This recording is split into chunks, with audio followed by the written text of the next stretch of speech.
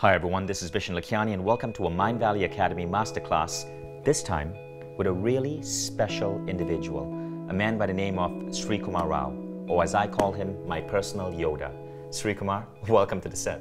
My pleasure to be here, Vishen. So first let me clarify, why do I call Srikumar Yoda? Certainly he's not green and he's not short and has normal size ears. But many of you guys know I'm a big Star Wars fan, right?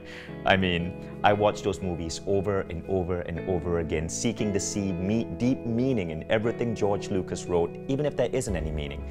But what I mean by Yoda is that Srikumar has been a mentor for me, just like Yoda was a mentor for Luke Skywalker, and a very special kind of mentor, because he has this profound ability to dish out wisdom, like Yoda, that immediately wakens you up to new possibilities in life. So Srikumar, before we begin, I'd like to share a simple story of one precise moment where you shared with me one of your pieces of wisdom that made me awaken. So a couple of years ago, I was going through a really stressed out time. I happened to be visiting New York, which is where we are right now. This is Srikumar's home city. And we met up for coffee. And just from looking at me, he could tell that not all was well. And so he shared this poem with me. And at that particular point in my life, I was going through so much stress. The business I had the weight of the entire business on my shoulders. I had a book I had to write. My health wasn't in the best space, and it was profound stress. I'm sure you guys have been in that situation as well. And Srikumar read me a very interesting piece of poetry that was written in the 13th century by an Afghan refugee who was fleeing a Mongol invasion. Now this Afghan refugee, you may have actually heard of him. He's the poet Rumi, who today, 700 years later, is one of the most popular poets in America. And this is the poem that Srikumar shared. When I run after what I think I want, my days are a furnace of distress and anxiety. If I sit in my own place of patience, what I need flows to me and without any pain. From this I understand what I want also wants me, is looking for me and attracting me. There's a great secret in this for anyone who can grasp it. Reflect on that for a moment. I did. And as I did, stuff in me shifted. Within weeks, the stress melted away. Within weeks thereafter, I felt like my life was in a beautiful state of flow. Srikumar, how did you describe that regarding the universe and the crooked road? Could you share that? Oh, absolutely. What I meant, Vishen, is it seems as if the universe is bending itself to help you. It goes before you to make the crooked path straight. Anything that you need comes to you at precisely the time that you need it. It's miraculous. And that was what that state change was. Now, it is a state change. It's a completely different way of looking at the world. And we're going to attempt to give this to you. We're going to attempt to have you be Luke Skywalker and Srikumar be your Yoda for today. But because this state change is such a profound shift, we're going to focus on a piece of it, a piece that is very, very, very important to you guys who are watching. And that piece is resilience. Because all of us go through, for lack of a better word, shit in our lives every now and then. It may be a person we really loved who suddenly texted us to say that they wanted to break up. It may be a job that we liked, only to find that one day we show up in the office and we are being laid off. It may be a business we start that doesn't go anywhere and collapses. It may be the death of a loved one. We don't know. I don't know what you're going through. But all of us go through these moments every few years. Some of us bounce back, some of us never recover. But what if there was a way to build a certain amount of resiliency in our lives so that when these moments occur, you're able to move past them and become stronger than ever before? Now that is what we're going to be focused on. The full dimension of evolution to get to that level where the universe has your back and straightens the crooked path in front of you and lays out synchronicities and serendipitous occasions to move you forward. That comes with practice, with awakening. That comes in the new program that we are launching with Srikumar Rao. But today, we're just going to focus on resilience. And what you're going to learn in this masterclass are 5 ideas that come one after the other that make you so resilient to any crap that might come your way. And if you have recently faced something, it's going to help you bounce back. So first, let's get started with Srikumar Rao. I want to tell you a little bit about this man beyond just the impact he's had on me. Srikumar Rao is known for a couple of major things. One of them is he is one of only 7 people in the world who gave a speech outside TED that was so good that his speech was selected by TED to feature on their TED.com website. Now think about that for a moment. TED.com is an organization that features speeches done on the TED stage, but there have only been 7 people in the history of TED, one of which was the great physicist Richard Feynman, whose speeches outside TED were picked up by TED to be featured on their website. Srikumar's speech is one of them. To this date, it's had about 800,000 views. It's pushing 1 million, and you can go check it out. Secondly, he is one of the most popular professors in America. Now what happened is Srikumar started teaching a course in Long Island University called Creativity and Personal Mastery. It got so popular, he was invited to teach it in Columbia and later business schools all around the country.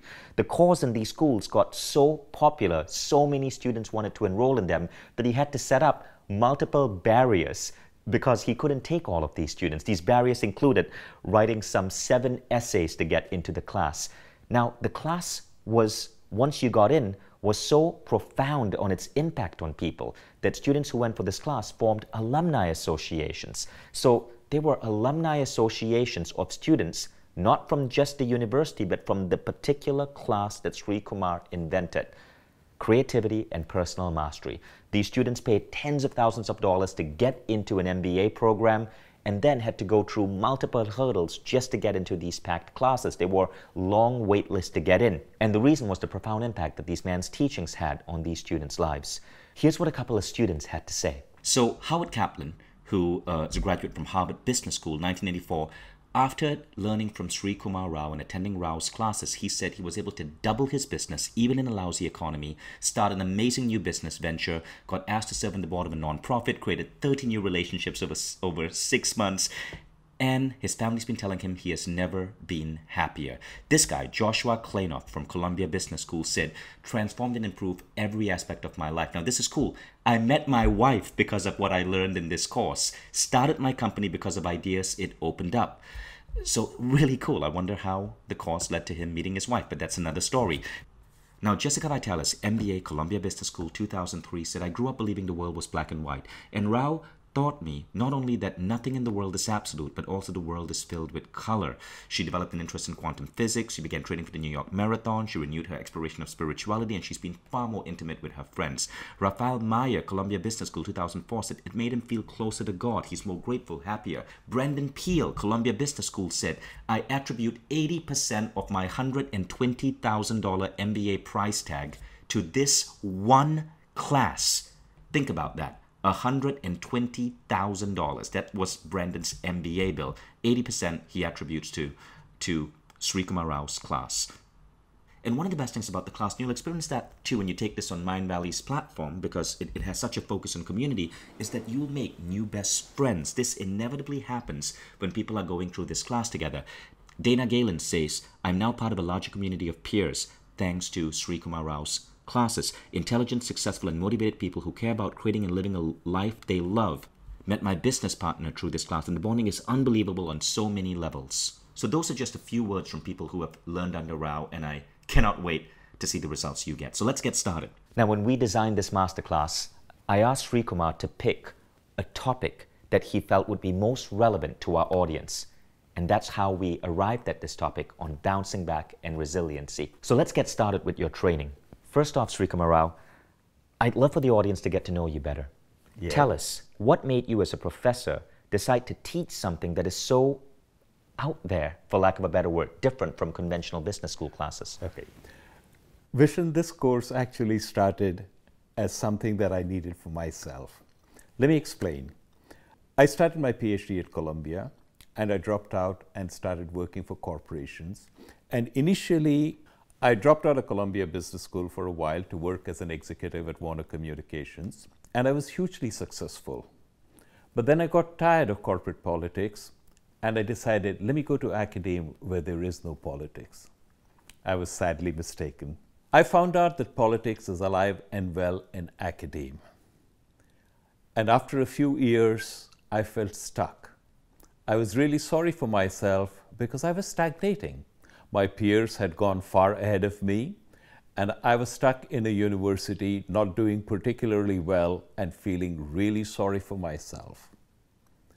All my life I'd been doing a lot of reading, spiritual biography, mystical autobiography that would take me to a nice place, and then I came back to the real world, and it sucked.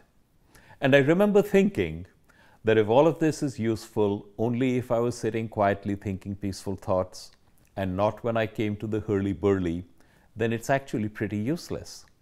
But somehow I knew it wasn't true. Somehow I knew this was very valuable, maybe even the only thing that was valuable. I just hadn't figured out how to make use of it. So one day I got my brilliant idea, which is, why don't I take the teachings of the world's great masters, strip them of religious, cultural, and other connotations, and adapt them so that they're acceptable to intelligent people in a post-industrial society. And the thought of doing something like that made me come alive. Forget about others. I needed to create this course for me. I was a marketing guy, so every time I came up with a bright idea, my immediate question was, will others be interested? Is there a market for this? My initial reaction was, I teach MBA students. We all know what motivates MBAs. Nobody is going to enroll for the course, and that was fine. If they did, wonderful. If they didn't, God bless them. I was going to create this course because I needed this for me. So I did. I offered it at Long Island University. It did well. I modified it and offered it again. It did better. Then I moved it to Columbia Business School, and after a couple of years, it exploded. It was the only course at Columbia Business School which was a university-wide draw. I had students from business school, from law school, from the School of International and Public Affairs, from journalism, from Teachers College, all over. So subsequently, it spread by word of mouth, and I've taught it at London Business School, at Kellogg, at Berkeley, and I'm still teaching it at major institutions. That's an amazing story. It's amazing how a university course, because I remember university, maybe I wasn't a stereotypical student, but I found most of my courses highly boring, and I barely remember a thing I learned in university. And I wish, you guys probably do as well, that when we had a chance to go to university, we could learn this type of teaching. That's pretty profound. The lessons of great masters applied to a post-industrial society. Love that. Now, what made you pick this topic to share with us today? Bouncing back and resiliency. We're all suffering a great deal of stress, Vishen, and the degree of stress is increasing. And I find increasingly persons feel that they are beaten, feel that life is against them. And it doesn't have to be so. As a matter of fact, I teach not resilience, but extreme resilience.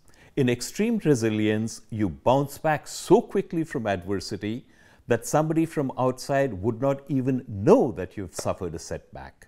And this is possible. It's possible for you. So at this point, let's go into the 5 ideas, Srikumar. And for those of you watching, you should have your workbook out and you should have a pen handy. Because if you're new to these Mindvalley Academy masterclasses, know that what we like to do is deliver really powerful information, but in a compressed time frame, right? So have a pen and pencil ready, because we're now going to take you through this transformation. Srikumar, let's begin. All right. So Vishen, there are several things that we can do to become resilient. In fact, to become extremely resilient. First, good thing, bad thing, who knows? This actually derives from a Sufi tale. There was a man and his son who lived in a valley, and they were very happy, and they were also dirt poor. And the man decided that he wanted to become rich, and he bought a stallion because he intended to breed horses. And the very night that he bought the stallion, it kicked the top bar loose from the paddock where he housed it and escaped. All the villagers ran around him commiserating. They said, "You wanted to be a rich man, but your stallion ran away and you still owe us money." The man shrugged his shoulder and said, "Good thing, bad thing, who knows?" The stallion fell in with a group of wild horses, and the man was able to entice them into the paddock which he had repaired, so escape was no longer possible. So all of a sudden now he had his stallion back plus about a dozen horses, and by the standards of that village, that made him a rich man. The villagers came around to congratulate him. They said, "We thought you were destitute, but fortune has smiled upon you." And he shrugged his shoulders and said, "Good thing, bad thing, who knows?" The man and his son started breaking the horses so that they could sell them on the market. And one of the horses threw the man's son and stomped on his leg. It broke and it healed crooked. The neighbors came around again and said, "He was such a fine young lad, and now he'll never be able to find a girl to marry him." He shrugged his shoulder and said, "Good thing, bad thing, who knows?" That summer, the king of the country declared war on a neighboring country. Press gangs moved through the villages, rounding up all the able-bodied young men. But this man's son was spared because he had a game leg. And the neighbors had tears in their eyes, and they said, "We don't know if we will ever see our sons alive again, but you still have your son. How fortunate are you?" And the man shrugged his shoulder and said, "Good thing, bad thing, who knows?" And it goes on like that forever. There's a very instructive tale here. And let me ask you a question. Can you recall any instance in your life that when it happened, you thought this is terrible, but looking back on it now, with the perspective of time and perhaps greater wisdom, you can say this was actually pretty good? Some of my students at London Business School got a job in the City of London. That's the London equivalent of Wall Street. And when the financial crisis hit, one of them was laid off. He was unhappy for a while, but he never really liked his job, so he bounced back, took a vacation, and started a business. He was one of the early persons to be laid off, and he got a very healthy severance. 6 months later, when the financial crisis worsened, his colleagues were laid off, and they got nothing. The severance he got was actually the seed money he used to start his business. So he was actually fortunate to be laid off. In your own life, something is happening now which you're about to label bad. Can you think of any way in which in a few years this could actually be a good thing? Just asking yourself this question will put you in a different emotional frame. And if you then take the next step and say, is there anything I can do to actually make this a good thing? Pathways will open up that you would never even have considered. When something happens to you and you don't label it a bad thing, you don't suffer. That's one of the ways in which you become resilient. You know, that's a really beautiful idea. I learned that from you, and I've been applying it in my life whenever bad things happen. And not only does it help me bounce back, but it almost, in a way, makes that bad thing not even be a memory. Correct. What I like about that idea, good thing, bad thing, is that if you really think about your life, it implies that every man or woman who broke your heart, in a way, helped you become a better person, gave you more awareness, but led you to whoever you are with right now. But at that time, you probably felt so much pain. Every business failure you might have had, and I've had many, led me to the work I do right now. And if those businesses had taken off, I might be in a completely different field, and some of those fields were not fields I want to be in. So it's a beautiful idea to apply in your life. Think about a situation in your life happening now or happened recently that you had thus labeled bad, and think about how this might actually be a good thing.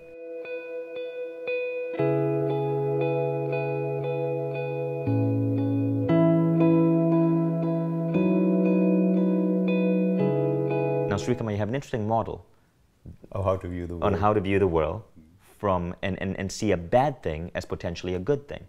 And you call it the benevolent universe, which is key idea number 2. Yes. The benevolent universe actually is something that I stole from Albert Einstein. Now, we think of Albert Einstein as a great scientist, and he was, but he was also a philosopher who had an incredible understanding of the way the world works. And Vishen, Einstein said, the most important question you're ever going to ask is the universe friendly? Let me repeat that. This is Einstein. And he said the most important question you are ever going to ask is the universe friendly? Now, there are a few people who believe the universe is unfriendly and the sole purpose of the universe is to make things difficult for you. So, if you're running late, it will make sure that you get stuck in a traffic jam. Such people are few. Let's not bother about them. In all likelihood, you and the vast majority of everybody you know believes that the universe is indifferent to you. Sometimes it seems to be working with you, at other times it's at cross purposes, and most of the time it just does its thing. So you do your thing, the universe does its thing, it's not aware of you and couldn't care less. That's the universe we live in. But let's assume the universe is friendly. Friends don't shaft friends, do they? They don't. So if something happens to you which you think, hey, this is bad, maybe it wasn't. Maybe it's exactly what you needed. Look at it this way. If you're an infant, you want a tub of ice cream. Your parents give you fruits and vegetables. You don't want fruits and vegetables. You want ice cream. And it's only much later when you have a different level of maturity and understanding that you can say, boy, am I grateful my parents gave me fruit and vegetables. In exactly the same way, the universe might be giving you something now that you don't want. But what if this was exactly what you needed at this precise moment for your learning and growth? Now, a little examination of this will tell you that regardless of whether or not the universe is friendly, if you believed the universe was friendly, your life would improve significantly. But what if the universe actually was friendly? Now, just because you recognize that a model is intellectually superior doesn't necessarily mean that you can adopt it. But there are things that you can do, and I will teach you this later, to adopt the benevolent universe model. So the benevolent universe was one of the most profound ideas I've been able to bring into my life. And for those of you who follow my training, you know that I speak about models of reality, and I talk about how we can have different models of reality of the world. Some empower us, some put us down. One of the models of reality I got from Srikumar, which is in regards to the universe, was a very interesting model. And you shared this with me once. You said, Vishen, you do not, I'm paraphrasing of course, but you put this idea in my head that I am not trying to build a company for my own goals, but rather I've been summoned or chosen to build a company because what I am trying to do with Mindvalley is something that the universe wants to manifest, and thus the universe is in a way my boss.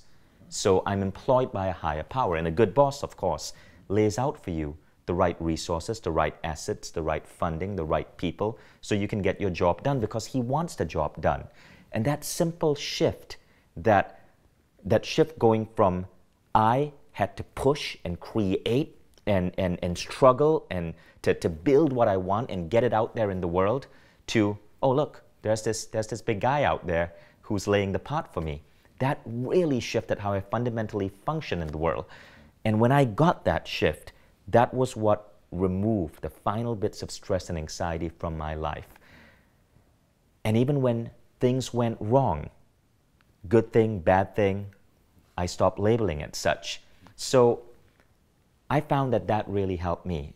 And I wanted to share that idea with you in case that particular topic might be helping you as well. Are you the chosen one?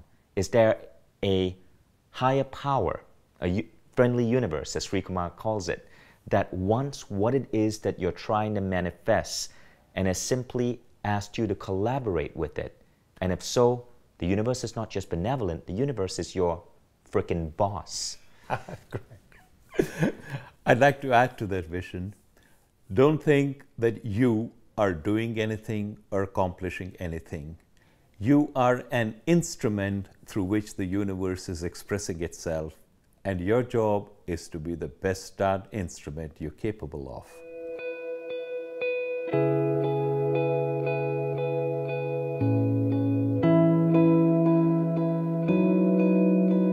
So how do we do that? How do we be a fine-tuned instrument for the universe? Okay. So Vishen, let me tell you how you can become the perfect instrument, or if not the perfect instrument, at least a darn good one.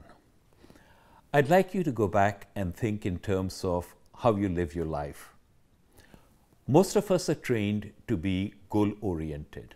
So we set a goal for ourselves, and then we perform activities that are designed to help us achieve our goal, and we live our lives according to this way. I set a goal for myself, I succeeded, life's a blast. I set a goal for myself, I failed, life sucks. We live our lives on a sinusoidal curve going between elation and despair, and we generally spend more time at the despair end of the spectrum. This is not a very nice way to live. There is an alternative, and this alternative makes us a better instrument for the universe to work through. And the alternative is the following. Forget about the goals. Goals are very important, but they're important only because they set direction. Once the direction has been set, don't give a second thought to the goal. Instead, clearly envision the activities that you have to undertake to reach your goal and put all of your emotional energy into the activity.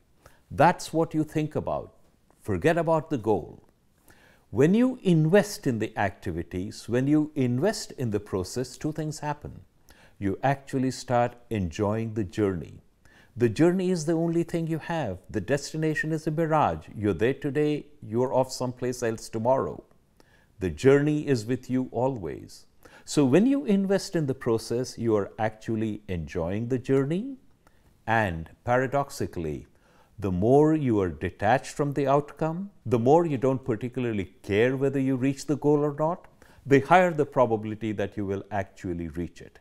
But wait, now I'm confused, because I get the idea about investing in the journey, but isn't that back to striving mode? No. Because you're busy doing and doing and doing. I'm glad you asked that question, Vishen, because it is no. You are not doing because you want to achieve something which will bring stress into your life. You're doing because that is your path in the universe. That is what the universe is guiding you. So you're doing the very best that you're capable of, but whether or not you succeed does not matter. And whether or not you succeed doesn't matter, the probability of your succeeding actually increases. Let me explain. John Wooden was the first person to reach the Basketball Hall of Fame, both as a player and as a coach. He led UCLA to an unprecedented number of victories in the NCAA tournaments. And he used to say, whenever I worked with a new team, I never talked about winning or outscoring opponents. I always talked about when it was over and you looked in the mirror, did you do the best that you were capable of? If you did the best you were capable of, the score doesn't matter. But if you did the best you were capable of, I fancy you'll find the score to your liking. That's exactly the way it works. You do the very best you can, but when you focus on the activities, you are not under stress. You are doing it because you're being an instrument. This is your path in life. Isn't that counter to what Napoleon Hill said in Think and Grow Rich, when he said, think about the what you want, but not the how. If you know the what, the how will come to you.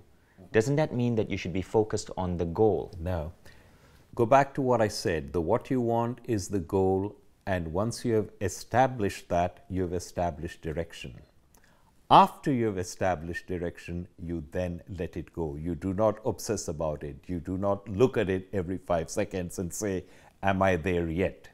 I see. You have patience in the universe doing what it needs to. You will do your part of it, which is all the activities that you have identified that lead to the goal. You will perform with the utmost diligence with every fiber of your being. I see what you mean. So it is not about getting obsessed with the goal. Correct. Right? Once we identify the direction, it's about, when you say invest in the process, what you are saying is that we now want to be invested in ensuring that the path that we are taking, the journey, is pleasurable, is joyful. Correct. And to trust that... To trust the universe will provide you what is needed at the precise time you need it. That is an important distinction. to trust that the universe will provide you what you need at the precise time you need it. Correct. I see. So do you guys see how this is coming together? You can see there's a lot to think about. You can see why this guy is like Yoda. In fact, he made me carry him on my back up the stairs to get to this room. If you're a Star Wars fan, you would have gotten that reference.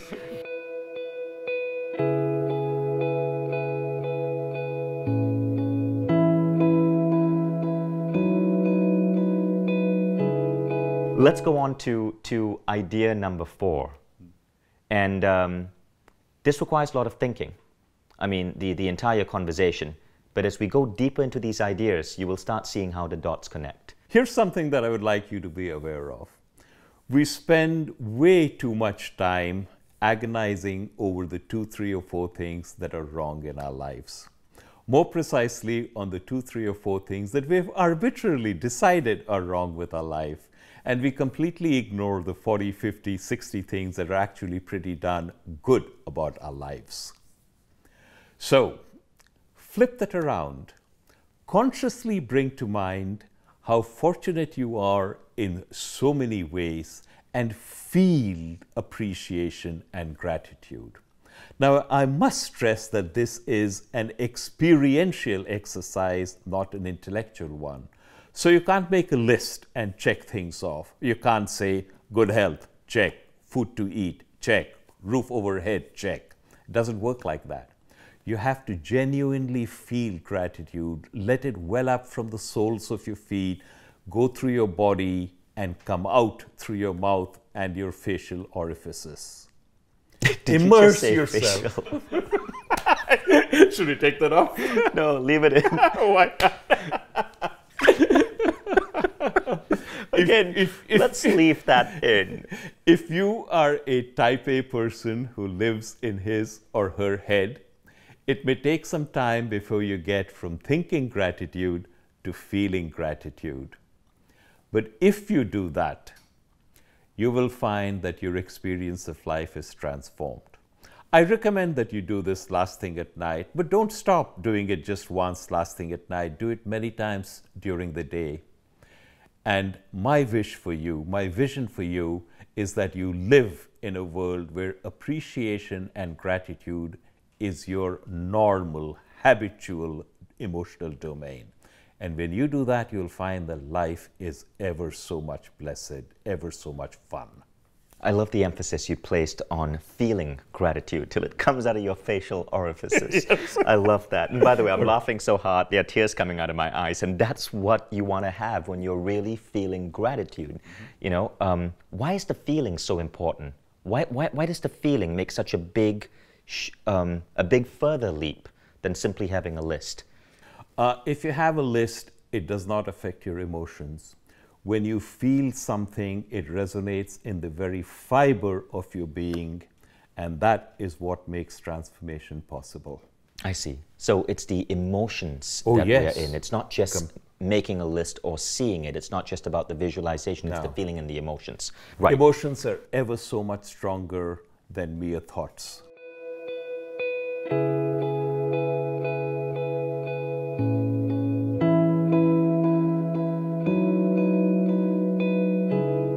So let's recap the first 4 before we move on to the final point. So the first is good thing, bad thing, it doesn't matter. As you're going through life, don't add a label to what happens to you.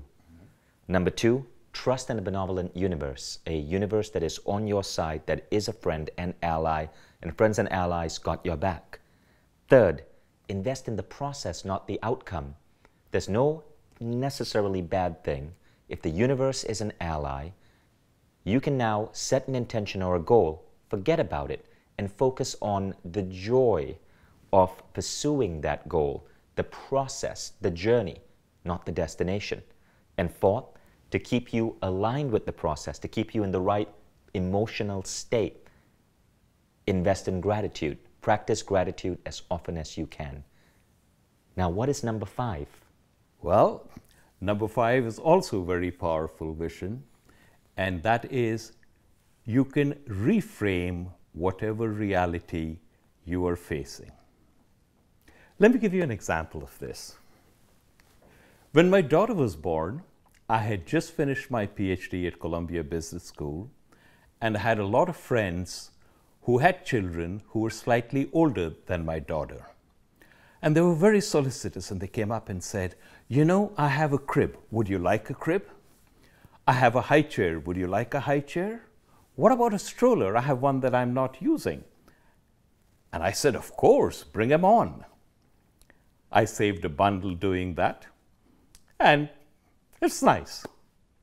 When my son was born, unfortunately, I had no friends who were so giving, so he got new strollers, new high chairs, new cribs. It didn't strike me as any big deal, but my daughter was really upset. She came up and asked me, Daddy, how come my brother got new stuff and I had old stuff? I brushed it off. I thought it would go, but it didn't. She would keep coming up to me and she wanted to know why she got used furniture and my brother got new ones.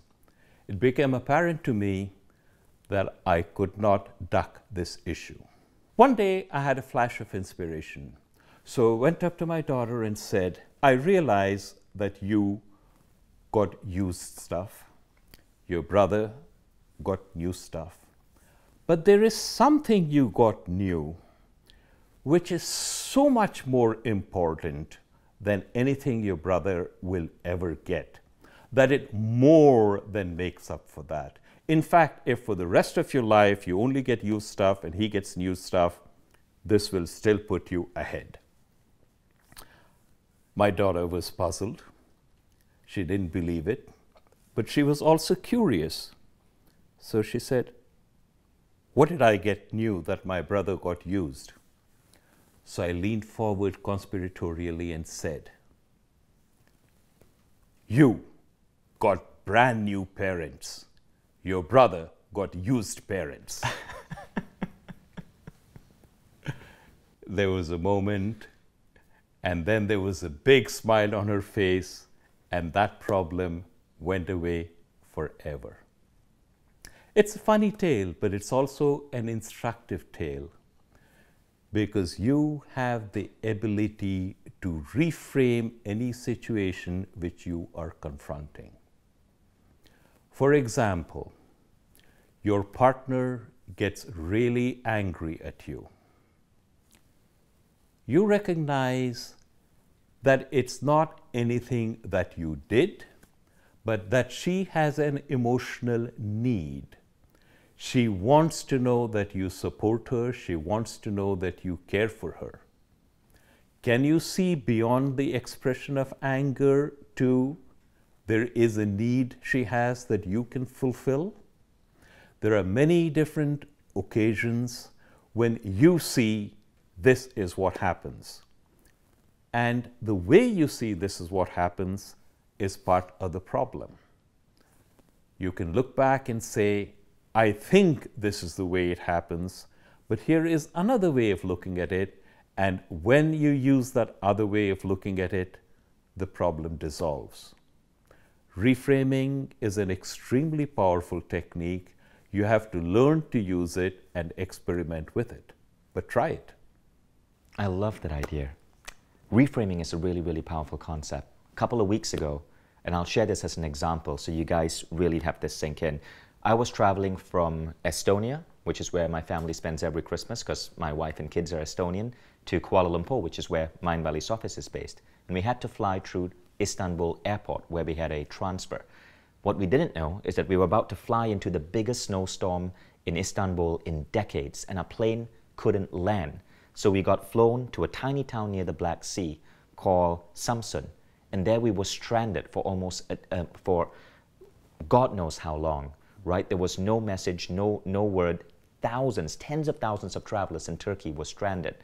And we were put up in a really, really, really bad hotel, a 3-star hotel, my wife, my kids, my in-laws, and no one could speak any English. We had no communication. We didn't know what to do. And after a day and a half over there, I was so upset. I was angry. I'd been on the call with the airlines for hours. I decided, you know, I can choose to be angry and upset, or we can just turn this into an adventure. I wanted to get home because I had a busy day at the office, but I realized that I was actually with my family and my kids. And I was in this new country that they had never been to before. So rather than continue waiting for the airline, I booked a flight, any flight I could get on, to the next nearest big city that at least had something touristy to do. We flew to Ankara, Turkey, and we spent 2 days in Ankara with my kids. And it was two of the most beautiful days ever. What was meant to be me stranded ended up being an incredible family holiday. I got to spend time with my kid exploring the old city, all because of that reframe. And so what ended up being stranded turned into an incredible adventure with my son and my daughter and my family. And now when I think back about that, I don't even feel any stress or any anger towards what happened. I see it as a gift from the universe that got me to pluck myself out of, another regular busy business day, and it gave me 2 extra days with my kids in an environment I could never have logically planned myself. So that's the power of the reframe.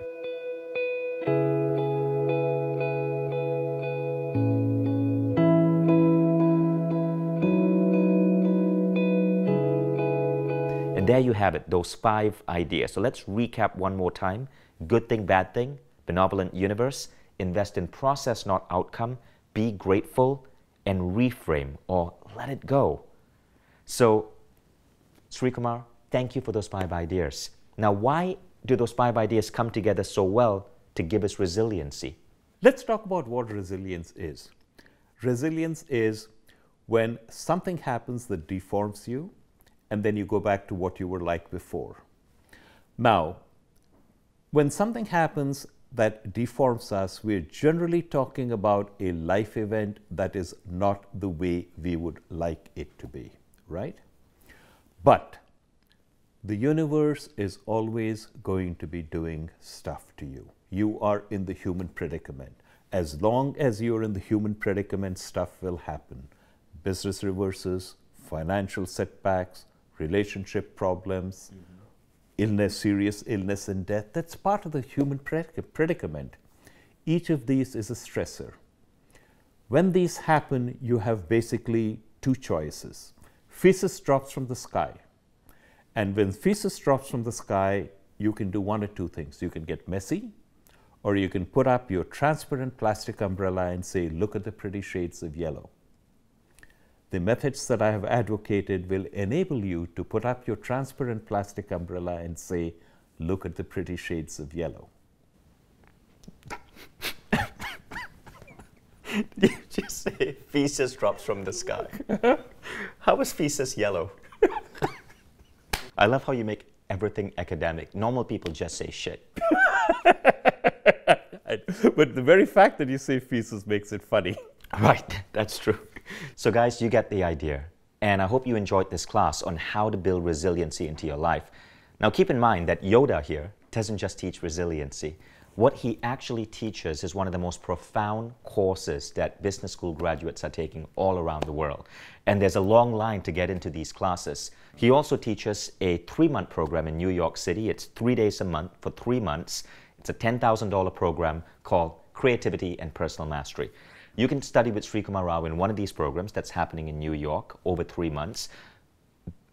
But because I'm such a fan of his work, I've been working with Srikumar Rao for the past couple of months to create a Mindvalley version of his program. And this is on our Quest platform.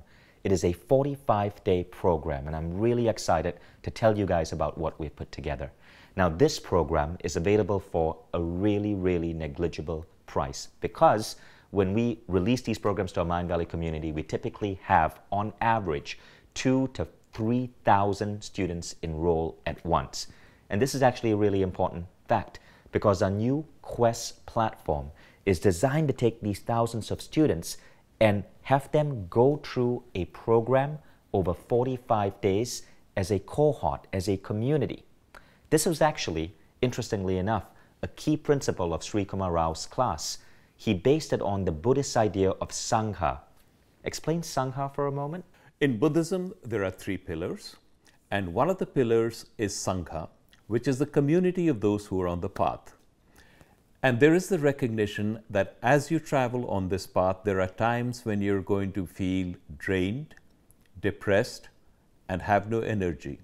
At that time, somebody else in the path will serve as a shoulder that you can lean on. There are other times when you're going to be strong and somebody else needs help, and you will provide a shoulder. It's a method by which everybody can benefit. The Sangha is a community of those on the path, and there is a special joy in being a part of that. And so, the program we put together is based on a unique community-style learning.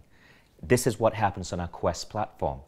What's happening is, Srikumar Rao has developed a program exclusively for our Mindvalley audience that, over 45 days, helps you take the ideas from the world's greatest masters, masters who go back thousands and thousands of years, not just the Buddha, but many other incredible masters.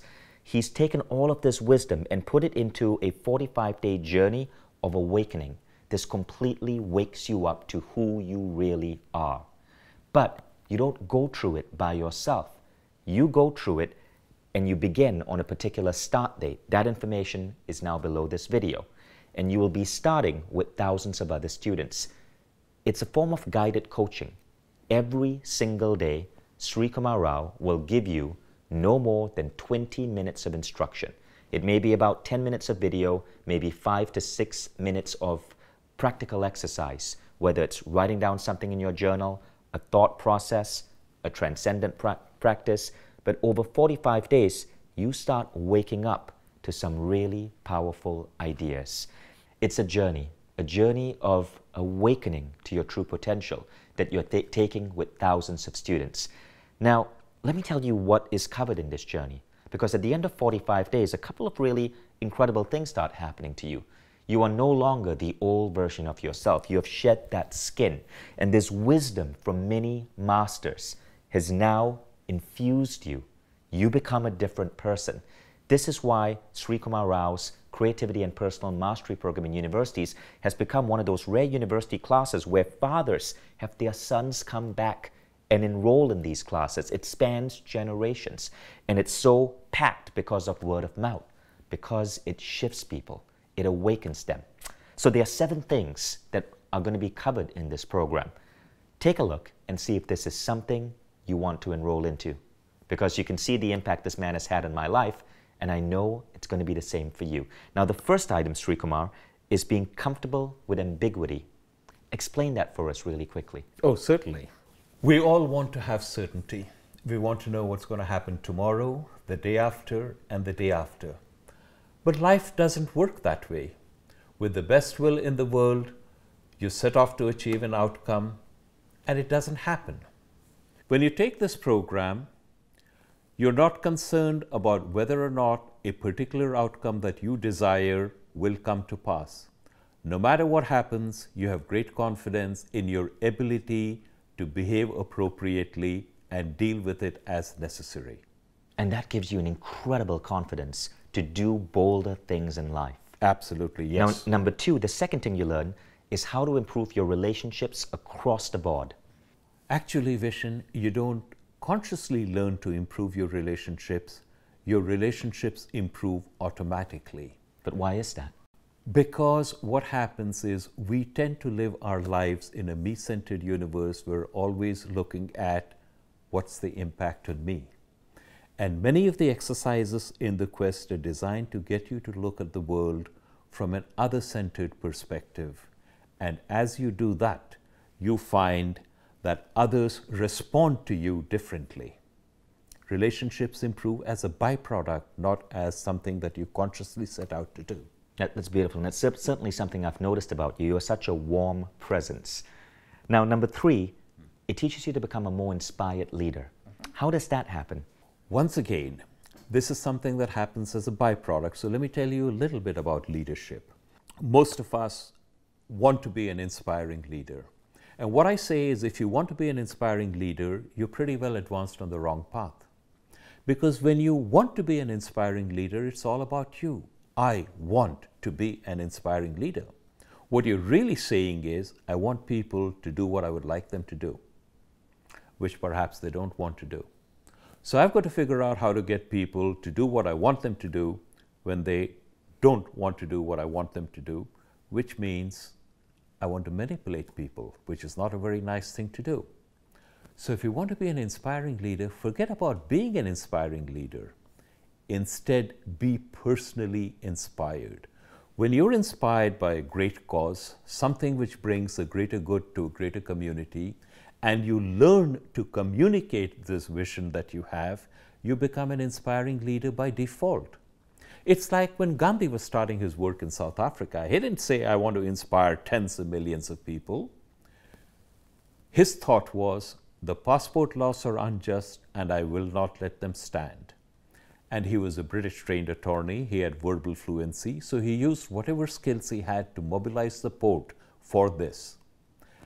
And because of this and his later work against colonial rule in India, millions of people did in fact become inspired by him. That's how it happens. You find a cause, you become inspired, you learn to communicate your vision, you become an inspiring leader by default. And one of the beautiful things about this program, by the way, I love that, and that's new to me as well, to be an inspired leader, be inspired. One of the beautiful things about this program is that when you adopt that idea of the benevolent universe, you get inspired on why you're here and how you are meant to serve that universe. That is what shifts things. Let's go on to number 4. Number 4 is people start seeking you out to ask for your advice and counsel. How does that happen? Once again, that's a byproduct vision. As you start working on yourself, you develop a presence, a gravitas. As you start living in an other-centered universe and you genuinely look to see how you can be of service to a greater community, that communicates itself in a dozen subtle ways. And persons are attracted to that. And they're attracted to the sense of calmness and peace they see in you, and they want that for themselves. So they come and ask you, what do you do? How can I be like that? I like that. Number 5, you become dramatically more effective in everything you do. When you're goal-oriented, you're constantly looking to see, did I reach my goal or did I not? And you're subject to mood swings. When you focus on the process, you start enjoying the journey. As you start enjoying the journey, you find that you're much more effective. Every time when you take your attention off reaching a particular outcome into what are the things under my control, and that's the only thing you focus on, you're more effective and more efficient. That's beautifully said. Let's go on to number 6. Number 6 is stress and anxiety will largely leave your life. Anxiety is when there is an outcome that you dread. Will this happen to me? The methods and techniques that I outline, and these are drawn from the world's greatest masters, leave you confident. No matter what happens, I will be able to deal with it. If that's the case, why are you afraid? Let the universe throw the worst it can, and it won't throw the worst it can because it's benevolent. So what are you afraid of? You're right. And that brings us to number 7. You will have a sense of purpose in your life. That's easy vision. One of the things that we learn in this program is that you have a greater goal, something that brings a greater good to a greater community. As you become imbued in that, you find that you can devote a big chunk of your life, if not your entire life, a big chunk of your life to that. That feeds into you and gives you a sense of purpose. That is what makes you get up in the morning with your blood singing. You will find that your greatest joy comes not from grabbing something for yourself, but from being of service to a broader community. And that is why we're so excited about this program. Let's recap, okay? And keep in mind, guys, this is by no means just the 7 things that are covered in this new course with Srikumar Rao. It goes a lot deeper. But among the many things you get out of it is you become comfortable with ambiguity. You become more resilient. Your relationships improve across the board. You become a more inspiring leader, and people seek you out for your advice and counsel. They want to know, how are you in this incredibly awesome state of being all the time? You become much more effective in everything you do because life is no longer a struggle. You've got an ally. Someone has your back, and that someone is a benevolent universe. Stress and anxiety largely leave your life. It doesn't mean you don't face stressful situations. You simply know how to view them in a different way and how to move beyond them because of that resiliency. Finally, you have this profound sense of purpose that pulls you forward and makes you so excited about that life that you're living. Now, it isn't easy. You can conceptually understand those 7 things, but having them infuse within you takes a shift in your belief system, and it takes some practice.